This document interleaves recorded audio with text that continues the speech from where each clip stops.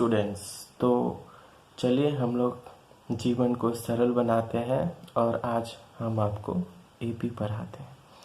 तो एपी मतलब होता है अरिथमेटिक प्रोग्रेशन। तो अरिथमेटिक प्रोग्रेशन को समझने के लिए जो सबसे पहला टर्म है, जो सबसे पहला जो वर्ड है जिसको हमें सीखना है वो है सीक्वेंस। तो सीक्वेंस क्या होता है? लिस्ट ऑफ नंबर्स, नंबर का लिस्ट। जैसे आप दुकान जाते हो तो लिस्ट बना के जाते हो, तो ऐसे यहाँ पे भी नंबर का लिस्ट होगा, बहुत सारे नंबर्स एक साथ लिखे जाएंगे, वो लिस्ट रहा, उसका मतलब होता है लिस्ट ऑफ नंबर्स, जिन्हें जो एक डेफिनिट ऑर्डर में होंगे, मतलब आगे वाले नंबर आगे रहेंगे, पीछे वाले नंबर पीछे रहेंगे, उन लोगों को इंटरचेंज नहीं किया जाएगा। ऐसा नहीं कि 1 के बाद 2 आता है तो 2 के बाद 3 आता है, तो ऐसा नहीं करना है कि हमें 2 के बाद 1 लिखना है और 3 के बाद 2 लिखना है। मतलब ऑर्डर जो है वो नेसेसरी है, बहुत ज़रूरी है। According to some definite rule, तो कुछ नियम होंगे, ठीक है। नंबर जो कुछ पैटर्न्स फॉलो कर रहे होंगे, कुछ फॉर्मूला के हिसाब से लिखे जाएंगे, रूल एक असाइन होगा जिससे हम कह सकते हैं कि कौन किसके बाद आएगा या फिर ये नंबर टर्म का वैल्यू क्या होगा। तो इस तरह का लिस्ट ऑफ नंबर, इस तरह का नंबर का जो एक बहुत सारे नंबर का एक साथ लिखा जाना, ठीक है, एक डेफिनिट ऑर्डर में, एक फिक्स्ड ऑर्डर में, ठीक है, एक के बाद एक और कुछ नियम के साथ इसको सीक्वेंस कहा जाएगा। जैसे एग्जांपल देखते हैं, जैसे ये एक सीक्वेंस है, देखिए एक लिस्ट ऑफ नंबर्स है। पहला क्राइटेरिया डेफिनिट ऑर्डर में है, ओके। जो पहले जगह में वो पहले जगह में ही रहेगा, दूसरे जगह में अपने आप तो ये उठ के इधर जाएगा नहीं, ये उठ के इधर आएगा नहीं, तो सब अपने अपने। और हमें भी कहीं भी यदि इसे लिखना है तो इसी नियम में लिखना है हमें, ठीक है। तो ये हो गया इसका डेफिनिट ऑर्डर, ओके। और ऐसे भी कह सकते हैं कि इसका जो ऑर्डर है वो असेंडिंग ऑर्डर है, ओके। जैसे हम लोग बचपन में पढ़ के आए, असेंडिंग ऑर्डर, डिसेंडिंग ऑर्डर, छोटे से बड़ा। तो असेंडिंग मतलब छोटे से बड़ा, तो छोटे से बड़ा नंबर है तो ये डेफिनिट ऑर्डर मान के चल रहा है, छोटे से बड़ा होते जा रहा है। और डेफिनिट रूल भी मान रहा है स्टूडेंट। देखिए हर एक नंबर को पाने के लिए आपको क्या करना है, हर रियल नंबर को स्क्वायर करते चला जाना है। तो हम कह सकते हैं कि इसका जो नंबर पाने का जो तरीका है वो है ए स्क्वायर, वेर ए जो है is real number, sorry A is a natural number. जैसे पहला नेचुरल नंबर 1 है, 1 स्क्वायर कीजिए तो पहला नंबर में, 2 का स्क्वायर कीजिए तो दूसरा नंबर मिल जाएगा, 3 का स्क्वायर कीजिए तो तीसरा नंबर मिल जाएगा, 4 का स्क्वायर कीजिए तो 16 मिल जाएगा, 5 का स्क्वायर कीजिए 25, 6 का स्क्वायर 36। तो इसी तरीके से आप बता सकते हैं कि नेक्स्ट नंबर क्या है। ये तो चाहिए, सीक्वेंस में यही होता है ना कि आपको पता लग जाता है कि नेक्स्ट क्या आने वाला है, क्योंकि ये कुछ नियम, कुछ रूल फॉलो करते चले जाते हैं। तो ये एक सीक्वेंस रहा जिसमें जो नंबर्स है, जो लिस्ट ऑफ नंबर्स है वो असेंडिंग ऑर्डर में सजे हुए हैं, और इन लोग का जो जनरल फॉर्मूला कह सकते हैं वो ए स्क्वायर टाइप का, where A is natural number. तो उसी तरीके से आप दूसरा एग्जाम्पल देख सकते हैं कि ये है 1 2 3 4 5 6, ये हम लोग के नेचुरल नंबर्स। तो ये भी एक सीक्वेंस बनाते हैं। यहाँ पे हर नंबर जो है, आने वाला नंबर पीछे वाले नंबर से ज़्यादा होता है, ठीक है। यहाँ पे सिर्फ पहला नंबर को छोड़ के बाद बाकी कोई भी नंबर को पाया जा सकता है उसके पहले वाले नंबर के साथ 1 जोड़ करके। नेक्स्ट देखिए एग्जाम्पल है 2 4 8 16।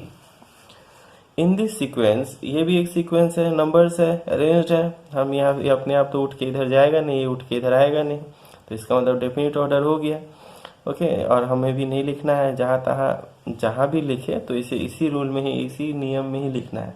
यहाँ डेफिनिट ऑर्डर देखिए क्या है, यहाँ डेफिनिट रूल जो है वो क्या है। यहाँ पे हर एक नया नंबर पाने के लिए क्या करना है, प्रीसीडिंग या प्रीवियस नंबर के साथ 2 मल्टीप्लाई कर देना है। पहला नंबर को छोड़ के कोई भी नंबर पाया जा सकता है, करना क्या है आपको, बस उसके साथ प्रीवियस नंबर के साथ 2 मल्टीप्लाई कर दीजिए ना, आगे वाला आ जाएगा। The previous numbers occurring in the sequence are called its the various numbers occurring in a sequence are called its terms। तो यहाँ पे देखिए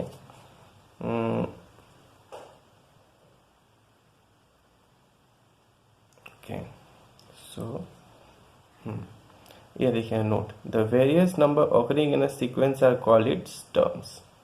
तो ये जो सीक्वेंस में जो अलग अलग नंबर्स हैं 2, 4, 6, 8, ये सबको टर्म कहा जाता है। जैसे कि ये हो गया फर्स्ट टर्म, ये हो गया second term, third term, fourth term, fifth term, six term, जाते रहेगा।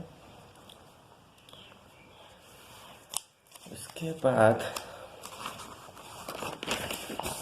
देखिए यहाँ पे मैंने सीक्वेंस एक जनरल जो फॉर्म है सीक्वेंस का वो लिख दिया है।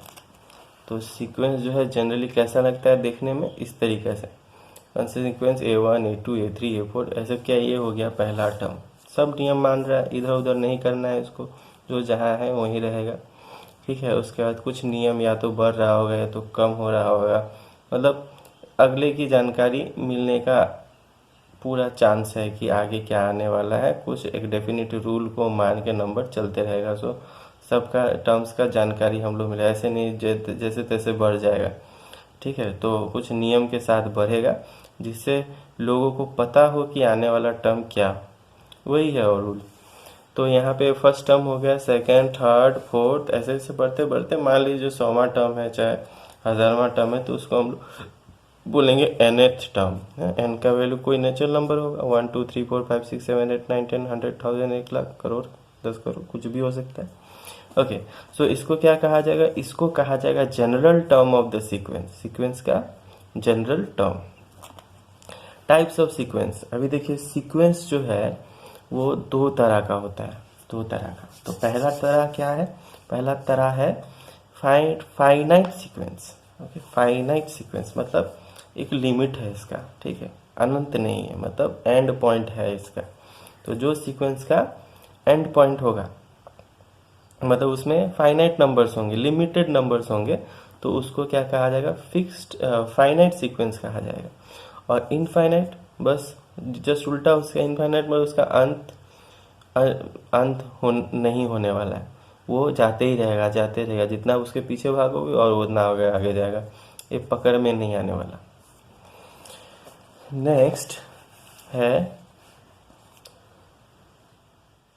तो सीक्वेंस समझ में आ गया अच्छे से। नेक्स्ट है प्रोग्रेशन। तो दो sequence whose terms always follow certain pattern are called progression. तो कुछ वो सीक्वेंस, अभी सारा सीक्वेंस प्रोग्रेशन नहीं होता, वो sequence whose terms always follow certain pattern, ठीक है, जिसका जितना भी टर्म है एक डेफिनेट पैटर्न फॉलो करके, हर एक शुरुआत से लेके अंत तक। सीक्वेंस में जरूरी नहीं कि हर एक टर्म पैटर्न फॉलो करे, 2 टर्म 3 टर्म एक्सेप्शन हो सकते हैं, उसके बाद पैटर्न फॉलो करे, मतलब है ना। तो 2 3 जैसे 1 1 हो गया, उसका 2 3 4 5 6 ऐसे भी जा सकता है।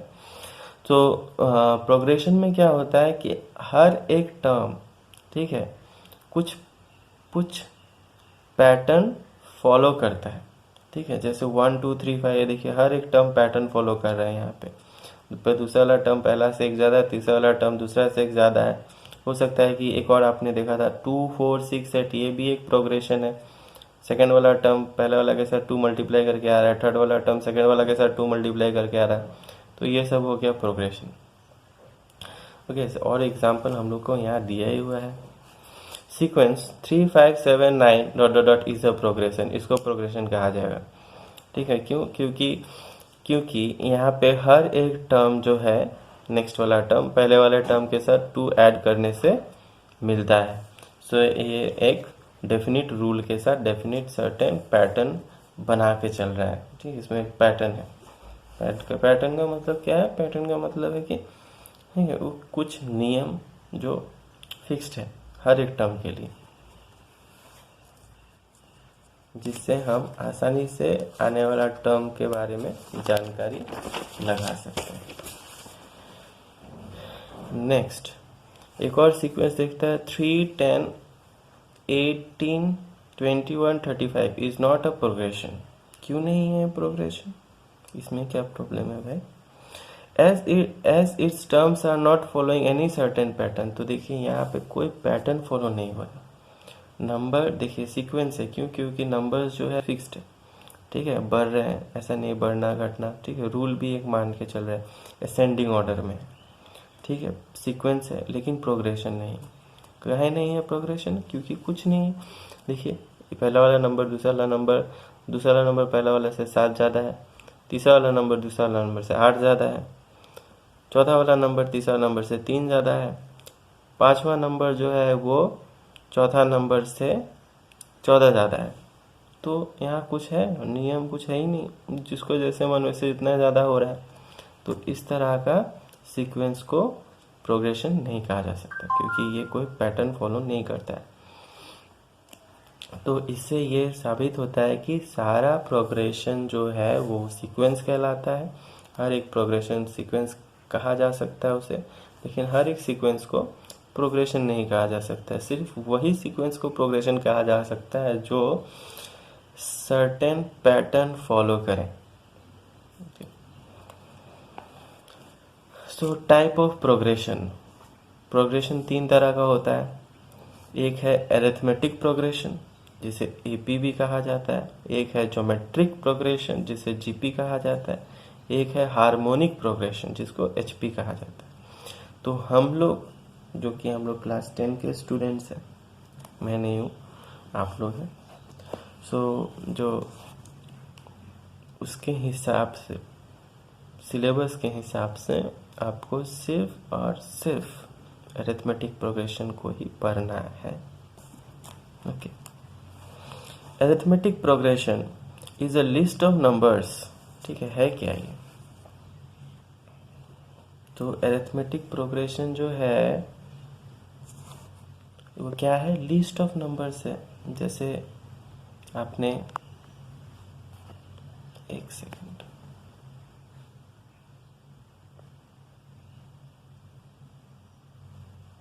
ओके। सो अरिथमेटिक प्रोग्रेशन क्या है? List of numbers in which each term is obtained by adding a fixed number to the preceding term except the first term। पहला टर्म को छोड़ के हर एक टर्म को ऑब्टेन किया जा सकता है एक फिक्स नंबर उस पहले वाले टर्म के साथ जोड़ कर। जैसे एग्जाम्पल हो गया 2। अब मान लीजिए जोड़ना है, जो फिक्स टर्म है वो है 1, तो नेक्स्ट टर्म क्या आएगा? 2 + 1 3। थर्ड टर्म क्या आएगा? 2 3 + 1 4। फिर नेक्स्ट टर्म क्या आएगा? 4 + 1 5। तो इस तरीके से नंबर्स जो है वो उसका लिस्ट बनते चला जाएगा। तो इसको, इस तरह का सीक्वेंस को क्या कहा जाएगा? Arithmetic progression. क्यों? क्योंकि इसमें हर एक टर्म जो है वो पहले वाले टर्म के साथ 1 ऐड कर कर के आ रहा है, तो इसको कहा जाता है अरिथमेटिक प्रोग्रेशन। ओके, तो दोबारा कह रहा हूँ कि लिस्ट ऑफ नंबर्स इन विच, जिसमें हर एक टर्म को पाया जा सकता है, हर एक टर्म को पाया जा सकता है बाय एडिंग, जोड़ करके। क्या जोड़ना है? पहले वाले टर्म के साथ एक फिक्स टर्म जोड़ देना है। पहले वाले टर्म के साथ एक फिक्स टर्म जोड़ना है, फिक्स नंबर जोड़ना है, जिससे नेक्स्ट नंबर मिलेगा। फिर नेक्स्ट वाले नंबर के साथ वही फिक्स टर्म जोड़ना है, फिर नेक्स्ट वाला मिलेगा। फिर नेक्स्ट वाले के साथ फिक्स टर्म जोड़ना है, फिर नेक्स्ट नहीं मिलेगा। फिक्स नंबर जोड़ना है तो फिर नेक्स्ट टर्म मिलेगा। फिर नेक्स्ट वाले टर्म के साथ फिर फिक्स नंबर जोड़ना है, फिर नेक्स्ट वाला टर्म मिलेगा। तो इस तरीके से बनेगा अरिथमेटिक प्रोग्रेशन। ठीक है, वो जो फिक्स नंबर जिसको जोड़ा जा रहा था बार बार पहले वाले को छोड़ के, हर एक टर्म को पाने के लिए, पहला वाला टर्म को छोड़ करके हर एक टर्म को पाने के लिए जो फिक्स नंबर जोड़ा जा रहा था, जैसे यहाँ 1 है ना, 2 + 1 3 + 1, तो ये जो +1 है इसको कहा जाता है कॉमन डिफरेंस। अब ये जो कॉमन डिफरेंस है ये पॉजिटिव भी हो सकता है, नेगेटिव भी हो सकता है, जीरो भी हो सकता है। जब मैं पॉजिटिव नेगेटिव बोलूँ तो इसका मतलब ऐसे नहीं कि ये सिर्फ इंटीजर्स होंगे, ये रियल नंबर्स भी हो सकते हैं। ओके, मतलब इरियल से मतलब इरेशनल भी हो सकता है, हाफ भी हो सकता है, √2 भी हो सकता है, एन भी anything. Okay, so it can be positive. देखिए इस तरह का प्रोग्रेशन 2 3 4 इस तरह का प्रोग्रेशन में जो कॉमन डिफरेंस है वो है पॉजिटिव। इस तरह का प्रोग्रेशन में कॉमन डिफरेंस है नेगेटिव। 10 के बाद 8 आया, 2 कम, फिर 8 के बाद 6 आया, तो यहाँ जो ये है 10 के साथ क्या जोड़ा गया 8 बनाने के लिए? -2 जोड़ा गया। 8 के साथ क्या जोड़ा गया? -2 जोड़ा गया, तब जाके 6 बना। 6 के साथ क्या जोड़ा गया? फिर -2 जोड़ा गया। इसी तरीके से सारा नंबर हम लोग को मिल जाएगा, क्योंकि ये प्रोग्रेशन है। ठीक है, सर्टेन पैटर्न फॉलो करता है, जिसकी वजह से हम आसानी से हर एक टर्म को टर्म के बारे में पता लगा सकते हैं। अब देखिए इस तरह का प्रोग्रेशन में इस तरह ये भी एक एपी है जिसमें कॉमन डिफरेंस क्या है, ज़ीरो। क्यों? क्योंकि इस पहला वाला टर्म के साथ ज़ीरो जोड़ेंगे तभी 2 आएगा, दूसरे वाले के साथ भी ज़ीरो जोड़ेंगे तभी 2 आएगा। तो इस तरीके से हर एक टर्म जो है वो पहला वाला से कितना ज़्यादा है, ज़ीरो ज़्यादा है, मतलब सेम है। ओके, सो दूसरे भाषा में हम लोग बोलेंगे कि list of numbers a1 a2 a3 dot dot dot an और भी जा सकता है is called an AP if there exist a constant number d जिसको कॉमन डिफरेंस भी कहा जाता है, जो सच डेट देखिए पहला वाला नंबर तो फिक्स्ड है, उसको तो पाना वो ऑलरेडी पता होना चाहिए। तो सेकेंड टर्म कैसे मिलेगा, पहले वाले के साथ डी जोड़ना है, सेकेंड वाला मिल जाएगा। पहले वाला को हम ए बोल देते हैं, ये फर्स्ट टर्म ए मान लेते हैं, फर्स्ट ही है, थोड़ा सा तो प्यार देना पड़ेगा इसको। तो ए प्लस डी, अभी ए थ्री कैसे मिले, ए टू के साथ डी जोड़ देते हैं। तो ए2 के साथ डी जोड़ने के बाद ए2 का जो वैल्यू है ए प्लस डी उसको लिख देते हैं यहाँ पे। फिर डी प्लस डी क्या हो गया, 2d। ओके 2d, तो ए3 क्या हो गया, ए प्लस 2d। ठीक है, मेरा काम क्या है, मेरा सोच ये है कि मुझे हर एक टर्म को ए और डी के मदद से लिखना है। ए ऑलरेडी गिवन रहेगा, डी कॉमन डिफरेंस है। ओके, सो इसमें रहना ज़्यादा आसान होगा ताकि हम और फ्यूचर में टर्म्स वगैरह ढूंढना हो तो मेरे लिए आसान हो। फिर फोर्थ टर्म कैसे मिलेगा, थर्ड टर्म के साथ डी जोड़ना है। थर्ड टर्म क्या, ए प्लस 2d, तो ए प्लस 2d लिख दिया, plus D, 2d plus D क्या हो जाएगा, 3d, तो a प्लस 3d। अब इसी तरीके से स्टूडेंट्स यदि हम आगे बढ़े तो यदि मुझे पता लगाना है a प्लस 10d क्या होगा, तो हम लोग को पता है a10 क्या होगा, तो a10 होगा a9 प्लस d। अब प्रॉब्लम आ गया, अभी a9 का जो वैल्यू है वो तो हमें नहीं पता। यदि पता लगाना है तो a5 a6 a7 a8 a9 तक करना होगा, तब जाके इस तरीके से हमें वैल्यू मिलेगा और हम यहाँ पे यूज़ करेंगे। ओके, तो इसे भी इसका भी सॉल्यूशन अवेलेबल है। करना क्या है, पैटर्न देखना है, क्या पैटर्न चल रहा था। तो a3 जब लिखा था मैंने तब लिखा था a प्लस 2d, a4 लिखा तो a प्लस 3d, मतलब a तो हर जगह रहना ही है, पहले केस में भी था, सेकंड में भी। अब प्रॉब्लम इसमें नहीं है, प्रॉब्लम इसमें है। यहाँ देखिए d है, फिर 2d, फिर 3d, तो चेंजेस किस में आ रहा है, सेकंड वाला पार्ट में आ रहा है। तो यहाँ पे जो चेंजेस है वो कैसे रिलेटेड है इस टर्म का पोजीशन के साथ। जैसे 3 है तो यहाँ 2, मतलब एक कम, 3 है तो 2, 4 है तो 3, समझ में आ गया। 4 है तो 3, 5 होगा तो 4, 6 होगा तो 5, तो इसी तरीके से 10 होगा तो 9। ठीक है, 9, इसके जगह में हम क्या लिख सकते हैं, a प्लस 9d। अभी 9d को हम इसके भाषा में लिखे तो कैसे लिखे, 10-1, इसलिए यहाँ पे लिखा हो a प्लस 10-1d। मतलब यहाँ जो भी टर्म का पोजीशन होगा और d के साथ जो कोएफिशिएंट में होगा वो एक कम होगा। यदि यहाँ 50 है तो यहाँ 49 होगा, यहाँ 90 है तो यहाँ 89 होगा, मतलब जो भी है उससे एक कम। ठीक है, तो अब हम इसका एक जनरल टर्म डिफाइन कर देते हैं जिसके मदद से हम कोई भी टर्म के बारे में पता लगा सकते हैं। तो जनरल टर्म क्या होगा, यदि यहाँ n है तो यहाँ क्या होगा, a प्लस n-1d, और इसी तरीके से जितना 2n 3n 4n जितना भी चाहिए n आप निकाल सकते हैं। तो ये है general term of the AP। तो हम जनरल कोई भी AP जो है उसका फॉर्म कैसा होगा, वो इस फॉर्म का होगा, a पहला टर्म, सेकेंड टर्म क्या, a plus D, third term याद होगा आपको, यहाँ पे a2 a3 a4, पहला टर्म a था, a2 a3 a4, तो इस वजह से मैंने यहाँ लिख दिया है a पहला वाला टर्म, दूसरा वाला टर्म a प्लस डी, तीसरा वाला a plus 2d, a plus 3d, इसी तरीके से a plus n-1d, nth term और भी बढ़ सकता है। ओके, जहाँ a क्या है, a फर्स्ट टर्म है, आपको पता होना चाहिए ये टर्म। ठीक है, तभी जाके आपको नेक्स्ट टर्म सब मिलते रहेंगे। और एक चीज़ पता होना चाहिए, कॉमन डिफरेंस। यदि ये फर्स्ट टर्म का कॉमन डिफरेंस पता है तो आप कोई भी AP बना सकते हैं। सेम जैसे में हम लोगों ने सीक्वेंस में देखा था उसी तरीके से यहाँ पे भी एपी दो तरह का होता है, क्योंकि एपी जो है वो सीक्वेंस से ही आया हुआ है। सीक्वेंस एक तरह का सीक्वेंस ही है, ओके, जो सम डेफिनेट रूल फॉलो करता है। यदि टर्म्स सारे डेफिनेट रूल फॉलो करते हैं तो वो सीक्वेंस में आ जाएगा। तो एपी जो है वो दो तरह का हो सकता है, एक फाइनाइट एपी, एक हो सकता है इनफाइनाइट एपी। तो फाइनाइट एपी किसको कहा जाएगा, वही लास्ट टर्म नोन होना चाहिए, तो उसको फाइनाइट एपी कहा जाएगा। यदि लास्ट टर्म अननोन है, ओके, पता नहीं है, ये जाते ही रह रहा है, तो ये इनफाइनाइट एपी होगा। 2 4 6 8 dot dot dot dot finite है 2 4 6 8, लास्ट का एक टर्म पता है डॉट डॉट डॉट 1000, मतलब इसका एंड पॉइंट है, इसका एंड पॉइंट नहीं है। तो thank you students for watching this video. यदि आपको ये वीडियो पसंद आया तो चैनल को सब्सक्राइब करें। मिलते हैं आपसे नेक्स्ट वीडियो में कुछ क्वेश्चंस के साथ। Bye bye.